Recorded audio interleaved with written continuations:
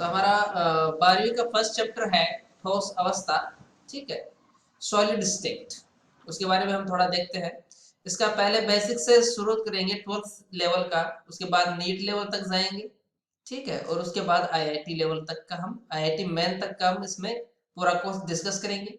MCQ भी देखेंगे इसके, ठीक है, और जो पार्ट के अंदर के जो है क्वेश्चंस वो भी सारे डिस्कस करेंगे। और ये पूरा का पूरा किस में रहने वाला है? हिंदी में। किसमें? हिंदी लैंग्वेज में ये पूरा रहेगा। ओके, ठीक है। तो देखते हैं सबसे पहले ठोस अवस्था। चैप्टर का नाम है ठोस अवस्था। इससे पहले हमने 11th में पढ़ लिया था गैसीय अवस्था क्या होती है और लिक्विड स्टेट क्या होती है ना, ये हमने 11वीं में पढ़ा था। अब ये हमारे पास ठोस अवस्था कि ये ठोस अवस्था क्या होती है, ठीक है। तो सबसे पहले जान लेते हैं कि ठोस अवस्था किसे कहते हैं। कि पदार्थ की वह अवस्था, क्या? कि पदार्थ की वह अवस्था जिसमें पदार्थ के अवयवी कण, अवयवी कण मतलब क्या हो गया? अवयवी कण का मतलब जिन कणों से क्या हुआ है, पदार्थ मिलकर बना हुआ है, वो क्या हो गए? उसके अवयवी कण, ठीक है। अवयवी कण जैसे अणु। अब जो कोई भी पदार्थ है वो किससे मिलकर बना हो सकता है? अणु से बना हो सकता है, परमाणु से मिलकर बना हो सकता है। किससे? परमाणु से। अणु, परमाणु, या फिर आयन हो सकते हैं। क्या हो सकते हैं? आयन्स, ठीक है। इन आयन्स में प्रबल आकर्षण बल द्वारा, ठीक है, किसके द्वारा? स्ट्रॉन्ग अट्रैक्टिव फोर्स, प्रबल आकर्षण बल द्वारा, प्रबल आकर्षण, अरे यार, हाँ, प्रबल आकर्षण बल द्वारा, आकर्षण बल द्वारा क्या रहे? निकटस्थ संकुलित रहे। उन्हें हम क्या बोलेंगे? प्रबल आकर्षण द्वारा निकटस्थ संकुलित रहे, ठीक है, निकटस्थ संकुलित रहे। उन्हें अपन क्या कहेंगे? निकट साथ संकुलित रहे मतलब निकट साथ क्या रहे? अरेंज रहे। ओके, निकट साथ क्या रहे? अरेंज रहे, संकुलित रहे। उसे अपन क्या बोलेंगे? उस पदार्थ की उस अवस्था को अपन क्या बोलेंगे? ठोस अवस्था। क्या बोलेंगे? ठोस अवस्था कहेंगे, ठीक है। यानी कि ऐसी अवस्था, पदार्थ की ऐसी अवस्था जिसमें उसके अवयवी कण जो होते हैं, जैसे अणु, परमाणु, आयन, जो भी हो सकते हैं, कुछ भी हो सकते हैं, ठीक है, वो प्रबल आकर्षण द्वारा क्या रहे? निकट साथ संकुलित रहे। उस अवस्था को हम क्या कहेंगे? ठोस अवस्था कहेंगे, ठीक है। अब देखते हैं ठोस अवस्था के गुण कौन से होते हैं, ठीक है। तो इसमें सबसे पहले हम कह सकते हैं कि ठोसों की जो 8वीं 9वीं 10वीं में हम पढ़ा करते थे कि ठोसों की आकार, आयतन, ठीक है, आयतन निश्चित होते हैं, ठीक है। आकार, आयतन, द्रव्यमान क्या होता है? निश्चित, ठीक है। आकार, आयतन क्या होता है? निश्चित होता है। और दूसरा हम ये लिख सकते हैं कि इनके अंतराणविक जो बल होते हैं, ठीक है, अंतराणविक दूरियां जो होती है, अंतराणविक बल क्या होते हैं? मजबूत होते हैं। और अंतराणविक दूरियां क्या होती है? अंतराणविक दूरियां लघु होती है। क्या कह सकते हैं अपन? इनकी अंतराणविक दूरियां लघु होती हैं। और हम क्या कह सकते हैं? इनके अंतराणविक बल जो होते हैं, अंतराणविक बल प्रबल होते हैं, यानी कि मजबूत होते हैं, ठीक है। इसीलिए तो ये क्या हो रही है? ठोस अवस्था में रह रही है। वरना तो अगर ये कमजोर होते, अंतराणविक बल जो है ये कमजोर होते, तो ये क्या हो जाता? लिक्विड में हो जाता। और ज्यादा कमजोर होते तो ये क्या हो जाते? गैसीय अवस्था में आ जाता, ठीक है। तो यानी कि ठोसों के गुण क्या कह सकते हैं कि इनका आकार, आकृति क्या होती है? निश्चित होती है। आकार निश्चित होता है, आयतन निश्चित होता है, और आकृति भी इसकी क्या होती है? निश्चित होती है, ठीक है। अंतराणविक दूरियां लघु होती हैं, अंतराणविक बल प्रबल होते हैं, ठीक है। इनके अवयवी कणों, ये इनके जो अवयवी कण होते हैं, जैसे अणु, परमाणु, यानी ठोस अवस्था में जो अवयवी कण है जिनसे ये ठोस अवस्था पदार्थ की बनी है, उसके अवयवी कणों में क्या हो सकता है? ये केवल अपनी मध्य स्थितियों पर क्या कर सकते हैं? गमन कर सकते हैं, ठीक है, मध्य स्थितियों पर गमन कर सकते हैं। लेकिन ये क्या नहीं होता है? इस गति के लिए एकदम से स्वतंत्र नहीं होते। लेकिन गति के लिए स्वतंत्र नहीं होते, ठीक है, गति के लिए स्वतंत्र नहीं होते। अब देखो ये मैंने क्या लिखा? गति के लिए स्वतंत्र नहीं होते। यानी कि जो ठोस अवस्था होती है उसमें अणु परमाणु आयन यानी कि इसके आवयविक कण जो होते हैं वो गति के लिए स्वतंत्र नहीं होते, लेकिन ये अपने मध्य स्थिति यानी कि जिस स्थिति पर है उस स्थिति पर क्या कर सकते हैं, उसके मध्य स्थिति के आसपास ये क्या कर सकते हैं, चारों ओर क्या कर सकते हैं, दोलन कर सकते हैं। लेकिन ये क्या नहीं कर सकते, गति स्वतंत्र गति नहीं कर सकते। जैसे कि पानी बह सकता है, गैस है एक स्थान से दूसरे स्थान पर जा सकती है, ठीक है, जैसे है ना, उस प्रकार से ठोस जो होते हैं, सॉलिड जो होते हैं, वो स्वतंत्र गति नहीं कर सकते, ठीक है, गति के लिए स्वतंत्र नहीं होते, लेकिन अपने मध्य स्थितियों के चारों ओर क्या कर सकते हैं, दोलन कर सकते हैं, यानी कि थोड़ा सा इधर चला गया, थोड़ा सा इधर आ गया, बस इतना ही। ऐसा नहीं कि यह अणु यहाँ पे इसके अवयवी कण है, अणु परमाणु आयन जो भी है, यहाँ से उठकर इधर चला गया और इधर से उठकर इधर आ गया, ऐसा नहीं कर सकता ये। अपने यहाँ पे अगर ये लोकेटेड है, यहाँ पे लोकेटेड है, तो इसके चारों ओर क्या कर सकता है, दोलन कर सकता है, इधर चला गया, थोड़ा सा इधर चला गया, वापस इसी कंडीशन पे आ गया, यानी कि इसके चारों ओर क्या कर सकता है, ये दोलन कर सकता है, ठीक है। अब देखो ये हो गए ठोस अवस्था के गुण, क्या कि इनकी आकार आकृति क्या होती है, निश्चित होती है, अंतराण्विक दूरियां लघु होती हैं, अंतराण्विक बल प्रबल होते हैं, अणु परमाणु जो होते हैं इनके आवयवी कण जो होते हैं गति के लिए स्वतंत्र नहीं होते, लेकिन अपने मध्य स्थितियों के चारों ओर क्या कर सकते हैं, दोलन कर सकते हैं, गति कर सकते हैं, ठीक है। अब देखो ताप और दाब पर ठोसों के स्थायित्व पर प्रभाव डालने वाले कारक कौन से होते हैं, ठीक है। अगर कोई कंडीशन अपने को गिवन है, ठीक है, अगर कोई कंडीशन अपने को गिवन है जिसमें अपने को बता दिया इतना ताप है, इतना दाब है, ठीक है, जैसे अपने को कह दिया 1 एटीएम दाब है और कमरे का ताप है यानी कि 25 डिग्री सेल्सियस क्या है, कमरे का ताप है। इस ताप पर अगर कोई ठोस है तो वो ठोस क्यों है, ठीक है। तो ये जो बात है, ठोस है तो ठोस क्यों है, पदार्थ अगर द्रव है तो वो द्रव क्यों है, ये किस चीज पर डिपेंड कर रहा है, ठीक है। तो ये परस्पर दो विरोधी कारक होते हैं, उन पे ये डिपेंड करता है कि कमरे के अपने ये दिए हुए ताप और दाब की स्थितियों पर कोई तो पदार्थ जो है वो द्रव होगा या ठोस होगा या गैस होगा, वो किस पे डिपेंड करता है, वो परस्पर दो विरोधी कारकों पर डिपेंड करता है। उनमें से पहला कौन सा है, अंतराण्विक बलों की प्रवृत्ति, ठीक है, अंतरा आणविक आणविक बलों की प्रवृत्ति, ठीक है। अब अंतराण्विक बल जितने ज्यादा प्रबल होंगे, ठीक है, ऐसे मान लीजिए ये कोई पदार्थ है जिसके अंदर ये कोई अवयवी कण है, इसके ऐसे कुछ भी मान लीजिए, इनके इनके बीच में ये मान लीजिए अंतराण्विक बल है जिससे ये बंधे हुए हैं, ओके, इस प्रकार से इनके बीच में क्या है, अंतराण्विक बल है और ये बहुत ज्यादा प्रबल है, इनको तोड़ने के लिए अपन को बहुत ज्यादा एनर्जी देनी पड़ती है। इसका मतलब क्या, अंतराण्विक बलों की प्रवृत्ति क्या इसमें मजबूत है, इसमें अंतराण्विक बल, ठीक है, इसको तोड़ने के लिए उतनी ज्यादा क्या देनी पड़ रही है, क्या करना पड़ेगा, एनर्जी देनी पड़ेगी। इसका मतलब क्या, अंतराण्विक बल जितना ज्यादा होगा, ठीक है, अंतराण्विक बल जितना ज्यादा होगा उसके उस पदार्थ के ठोस में रहने की प्रवृत्ति उसमें क्या होगी, ज्यादा होगी, ठीक है। एक तो ये कारक हो गया। अब इसका विरोध करने वाला दूसरा कारक होता है कौन सा, उसमें ऊर्जा की प्रवृत्ति, कौन सा, उसमें ऊर्जा की प्रवृत्ति प्रवृत्ति, ठीक। अब उसमें ऊर्जा क्या करती है, उसमें ऊर्जा क्या करती है कि अगर हम किसी पदार्थ को उष्मा देते हैं, ठीक है, किसी पदार्थ को उष्मा देते हैं तो वो क्या करती है, अंतराण्विक बलों को तोड़ देती है।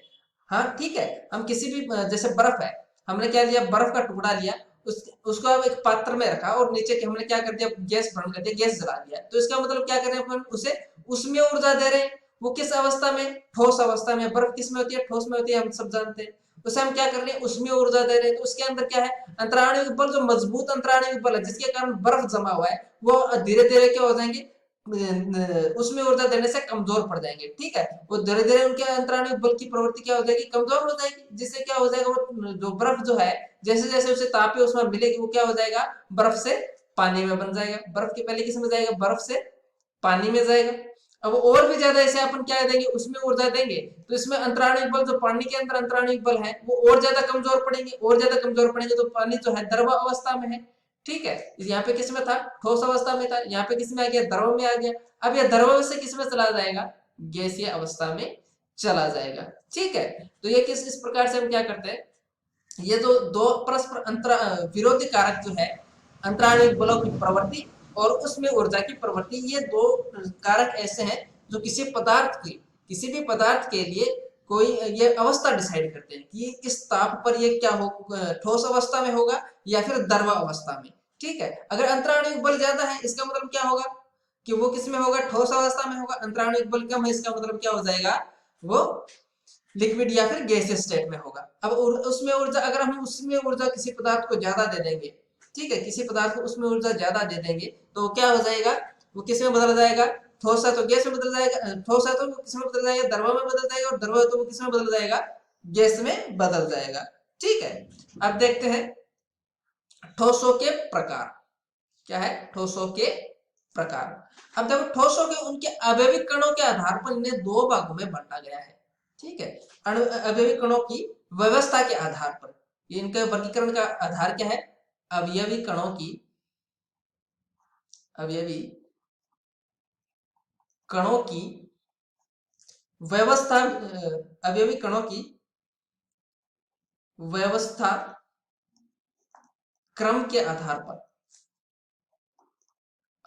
पर इन्हें कितने भागों में बांटा गया है, दो भागों में बांटा गया है। ठीक है, एक कौन सा है, पहला है क्रिस्टलीय सॉलिड, क्रिस्टलाइन सॉलिड या फिर क्रिस्टलीय ठोस,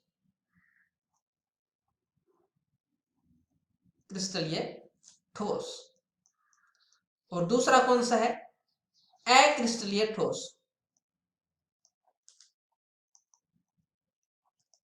अक्रिस्टलीय ठोस, अक्रिस्टलीय ठोस होता है। ओके, अब अक्रिस्टलीय ठोस इसको एमोर्फस भी कहते हैं। क्या कहते हैं, एमोर्फस।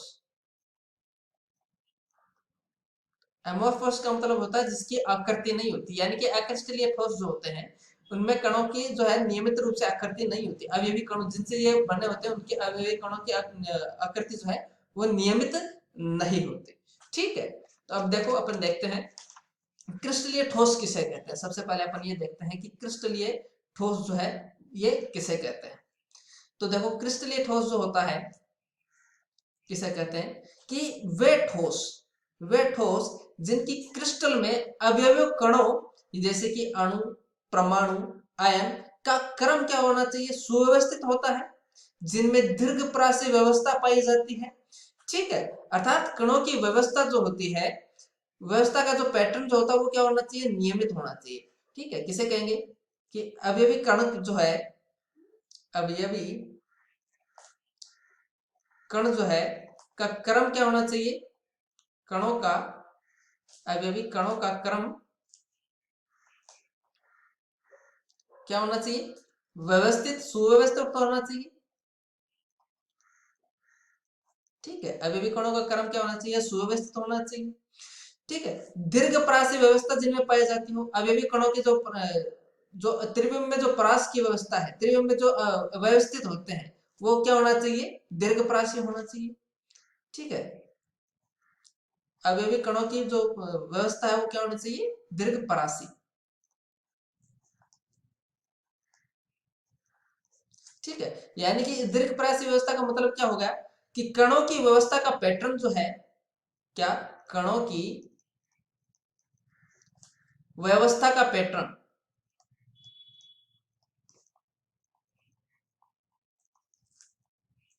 पैटर्न जो है वो नियमित होना चाहिए। क्या होना चाहिए, नियमित होना चाहिए। ठीक है, नियमित होना चाहिए।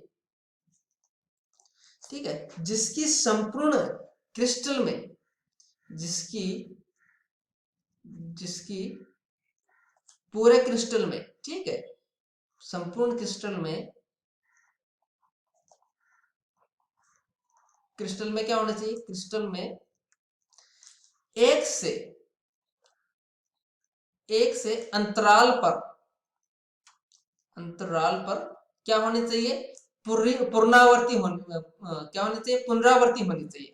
एक से अंतराल पर क्या हो, पुनरावर्ती हो। ऐसे क्रिस्टल को हम क्या कहेंगे? क्रिस्टलीय ठोस कहेंगे। ठीक है, ऐसे ठोस को हम क्या कहेंगे? क्रिस्टलीय ठोस। यानी कि क्रिस्टलीय ठोस हम किसे कहेंगे? जिसमें अवयवी कणों का जो क्रम जो होता है वो क्या होना चाहिए? सुव्यवस्थित होना चाहिए। अवयवी कण क्या हो सकते हैं? अणु, परमाणु, आयन, कुछ भी हो सकता है। ठीक है, तीनों में से कोई भी हो सकता है। इनका जो क्रम हो क्या होना चाहिए? वो क्या होना चाहिए? सुव्यवस्थित तरीके से होना चाहिए। ठीक है, इनमें दीर्घप्रासी व्यवस्था होना चाहिए। दीर्घप्रासी व्यवस्था का मतलब क्या हो गया? कि कणों की जो व्यवस्था का पैटर्न क्या है वो नियमित होना चाहिए, लंबी दूरी तक होना चाहिए। ठीक है, संपूर्ण क्रिस्टल में एक से अंतराल पर क्या होनी चाहिए? पुनरावृत्ति होनी चाहिए। ऐसे क्रिस्टल को हम क्या कहेंगे? क्रिस्टलीय। ऐसे मतलब ठोस को हम क्या कहेंगे? क्रिस्टलीय ठोस कहेंगे। यानी कि जिस ठोस में अवयवी कणों का क्रम क्या है? निश्चित है। अवयवी कणों की प्रास जो व्यवस्था है वो दीर्घप्रासी व्यवस्था है। ठीक है, अवयवी कणों की जो व्यवस्था का पैटर्न जो है वो नियमित है और उनकी संपूर्ण क्रिस्टल में एक से अंतराल पर क्या हो रही है? पुनरावृत्ति होती हो। ऐसे क्रिस्टल को हम क्या कहेंगे? ऐसे ठोस को हम क्या कहेंगे? क्रिस्टलीय ठोस कहेंगे। क्रिस्टलीय ठोस जो होता है क्या? क्रिस्टलीय ठोस जो होता है साधारणतः क्या होता है? लघु क्रिस्टलों की अत्यधिक संख्या से मिलकर बना होता है। इसका मतलब क्या हो गया? ऐसे जैसे मैं एक नॉर्मली क्या बनाता हूँ? छोटा क्रिस्टल बनाता हूँ। जैसे ये मान लीजिए मैंने एक क्रिस्टल बनाया। ओके, ठीक है। अब एक और मान लीजिए लघु क्रिस्टल से मिलकर बना होता है। इसका मतलब क्या हो गया? एक और क्रिस्टल ऐसे बनाया, यानी कि एक ही क्रिस्टल की क्या हो रही है? रिपीट हो रहा है। इसी प्रकार से अगर आने वाला क्रिस्टल भी क्या होगा? इसी प्रकार का होगा।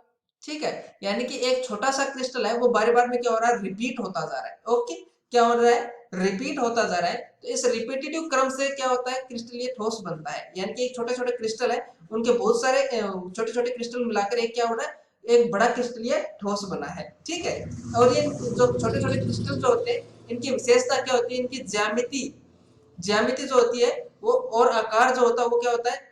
निश्चित और अभिलाक्षणिक होता है। ठीक है, ये जो छोटे ठोस होते हैं इनकी ज्यामिति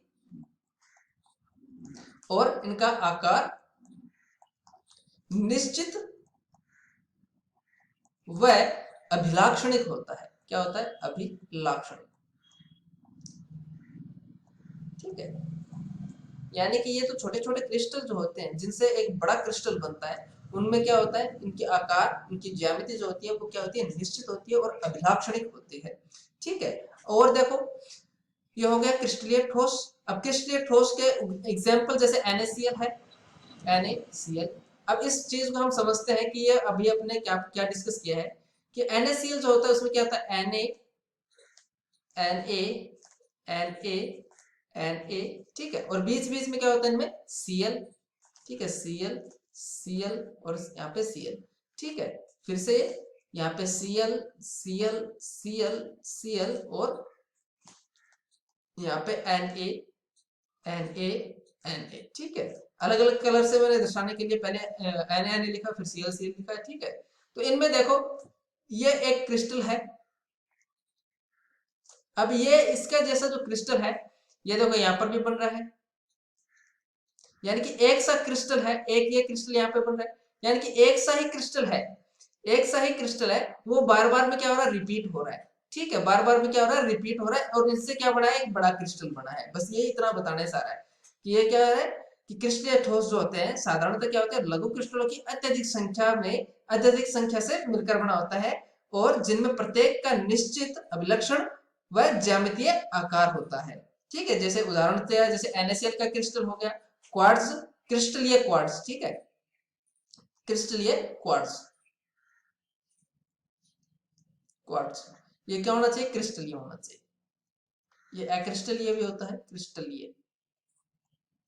ठीक है, क्वार्ट्ज जो होता है अक्रिस्टलीय भी होता है, क्रिस्टलीय भी होता है। इसलिए जैसे जब लिखते हैं क्रिस्टलीय में लिखते हैं तो आगे लिख देते हैं क्रिस्टलीय क्वार्ट्ज। ठीक है, अब देखते हैं क्रिस्टलीय ठोसों के गुण क्या होते हैं।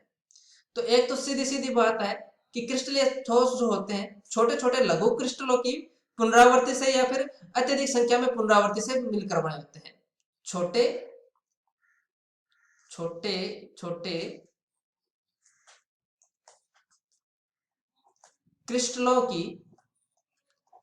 की अत्यधिक पुनरावृत्ति से मिलकर बने होते हैं। ठीक है, पुनरावृत्ति से मिलकर बने होते हैं। ठीक है, इनमें अवयवी कणों का जो क्रम होता है वो सुव्यवस्थित क्रम होता है। ठीक है, अवयवी कणों का क्रम कणों का क्रम क्या होता है? सुव्यवस्थित। ठीक है, अवयवी कणों का क्रम क्या होता है? सुव्यवस्थित होता है। दीर्घप्रासी व्यवस्था पाई जाती है। अवयवी कणों में क्या होती है? अवयवी कणों में दीर्घप्रासी व्यवस्था, दीर्घप्रासी व्यवस्था पाई जाती है। ठीक है, दीर्घप्रासी व्यवस्था पाई जाती है। क्रिस्टलीय ठोसों का गलनांक, क्रिस्टलीय ठोसों का गलनांक जो होता है, गलनांक निश्चित होता है। क्या होता है? गलनांक निश्चित होता है। क्रिस्टलीय ठोसों को तेज धार वाले औजार से काटने पर, तेज धार वाले औजार से काटने पर, तेज धार वाले औजार से काटने पर दो चिकनी एकदम समतल सतहें बनती है। नई बनने वाली परत जो होती है, नई बनने वाली सतहें, यानी कि जो नई जो सतह बनेगी वो क्या होगी? चिकनी, चिकनी व सपाट सतह होगी। सपाट मतलब एकदम से सीधी होगी। ठीक है, टेढ़ी मेढ़ी नहीं होगी, खुरदरी नहीं होगी, चिकनी होगी। ठीक है, वह चमकीली होगी, चमकीली सतह बनेगी। ओके, यानी कि जब हम कोई क्रिस्टलीय ठोस है जैसे अपन काटेंगे तो जो काटने पर दिया तो दो क्रिस्टल बनेंगे, एक ये वाला बन जाएगा, एक ये वाला बनेगा। अब ये जो लेयर है, ये नई लेयर बनी है ना, ये नई लेयर जो क्या होगी? एक तो चिकनी होगी, सपाट होगी यानी कि सीधी होगी, और दूसरी क्या होगी? चमकीली, चमकीली क्या होगी? सतह होगी। ओके, ठीक है, तो ये क्या होगा? क्रिस्टलीय ठोसों के गुण हो गए। और एक चीज और कि ये विषम देशिक होते हैं। क्या होते हैं? विषम देशिक, विषम देशिक। आपके लिए ये वर्ड जो है विषम देशिक, बस पहली बार आया होगा, विषम देशिक, कि विषम देशिक क्या होता है। ठीक है, तो देखते हैं विषम देशिकता किसे कहते हैं। सबसे पहले यही देख लेते हैं कि विषम देशिक,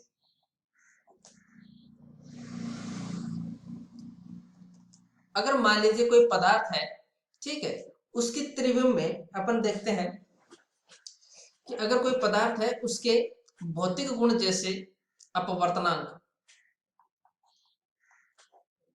ठीक है, विद्युतीय चालकता, विद्युतीय चालकता या फिर प्रतिरोधकता, चालकता, विद्युतीय चालकता,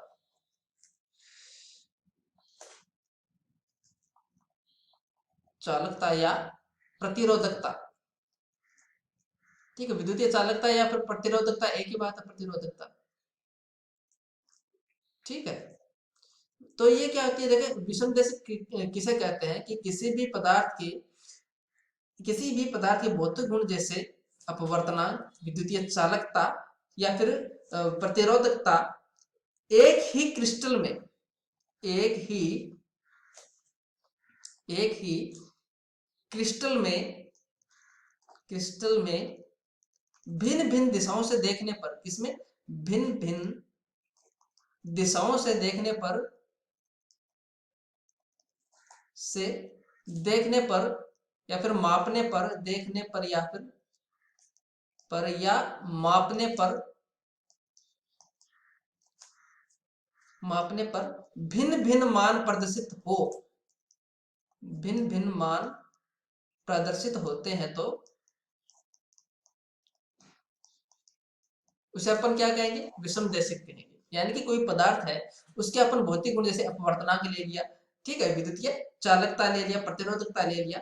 अब उसके एक ही क्रिस्टल में अपन अलग अलग दिशा से देख रहे हैं, ठीक है, अलग अलग दिशा से देखने पर भिन्न भिन्न मान प्रदर्शित होते हैं तो अपन उसे क्या कहेंगे? विषम देशिक कहेंगे। और एक जैसे मान प्रदर्शित होते हैं तो, यानी कि एक अपन ने पदार्थ लिया, उसका क्रिस्टल लिया, उसके क्रिस्टल में उसके जैसे भौतिक गुण जैसे अपवर्तनांक, विद्युतीय चालकता, विद्युतीय प्रतिरोधकता एक ही क्रिस्टल में चारों ओर से देख रहे हैं, ठीक है, अलग अलग दिशाओं से देख रहे हैं और एक जैसा मान प्राप्त हो रहा है तो अपन उसे क्या कह देंगे? समदेशिक कह देंगे। क्या कह देंगे? समदेशिक।